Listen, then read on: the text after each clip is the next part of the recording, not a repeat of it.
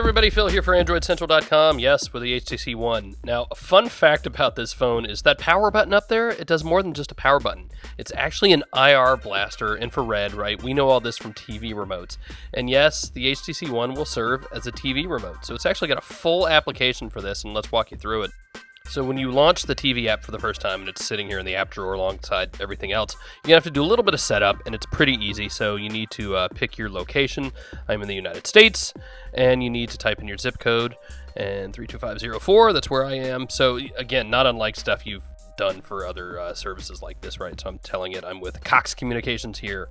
And do I get certain channels? Yes, I get this channel as well. So it's doing that so it will know, okay, here are the channels you have where you live. Now this is important. This is where I need to choose which channels I actually get in my package. So the important thing for me here is to get the premium channels. So I've got HBOs, so I'm going to add my basic low def HBOs. If you get high def, and I do, I'm just not going to add them here. You need to keep scrolling and add them. Hulu Plus and Crackle and HTC Watch, you can also add those. Now here you can choose your favorite shows, and this will recommend more. So if you don't get, enough Law and Order, you can tell it you really like Law and Order, and it will show up even more.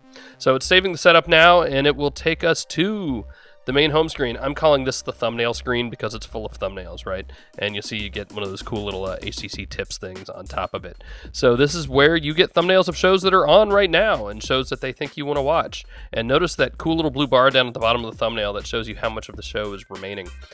Tap the three little dots to get more information about the show, to see when it's on, to see the entire season, to see when it's on next. You can share it. You can do all sorts of cool stuff, right? And you can get complete season information as well. So that's kind of neat. Now, up at the top, we've got this bar here. So you've got a drop down for recommended movies, TV programs, sports, social, and channel guide. It's pretty self-explanatory, right? You want to watch a movie, you pick it, pick a subgenre if you want, and you can watch those movies, right? Channel guide, and this is another important one. So this is, the tried and true channel guide. It's like the old school TV guide. Kids, ask your parents, they'll know what I'm talking about. And so you can sort by date and time, you can sort by channel, and really important stuff there. But I like the recommended screen, and from there to change to a show, you just tap it, right? But to do that, first, you have to actually set up the remote control. The other way to do it is with the remote button up here, right? There it is right there. And first thing you have to do is actually set this up as a universal remote, right? So there's a little bit of setup here. Again, pretty easy. You want to give it a name.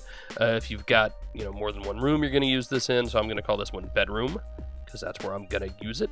And you select what you want it to control. I want it to control the TV and the cable box. And from there, I have to tell it what kind of TV I have. Again, type it in, scroll through the list, whatever works for you. I know that mine's not in the list, so I'm typing in GE because it's an old TV. And next, and now we're going to set up the TV remote. So it's going to try to turn on the TV, and yes, it works. So yes, right, really simple. Really easy setup. Set up the cable box, so I need to set up Scientific Atlanta, not Atlantic. And boom, done. And a couple more tryouts here for the remote to make sure it works. I'll type the number 3, yeah, sure. Watch the top there as the IR blaster is firing. It puts a little red bar up at the top. That's kind of cool. And so you go through a little more setup. We'll try the menu button, and we'll try the up-down buttons. Again, it's just going through and make sure that this will actually work with the same codes that your normal remote would work. And it's successful. Cool. So let's try it. Hit the little remote button. And now we have the full remote control, right? Up, down, okay, volume, just about, not everything, right? It depends on the remote control you have. Here you have your number pad, and you've got play pause for recording and playback as well, right? You can also add a remote, change the one you have, and change the button setup.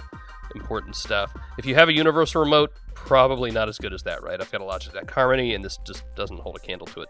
The settings, important stuff here.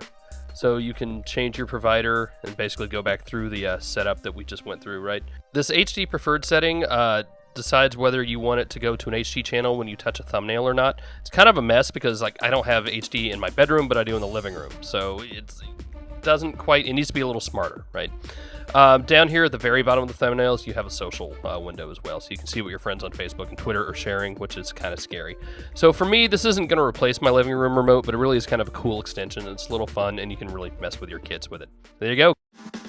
Hey, this is Alex from Android Central, and only the official Lloyd t-shirt gives me the quick energy I need to write about telephones on the internet.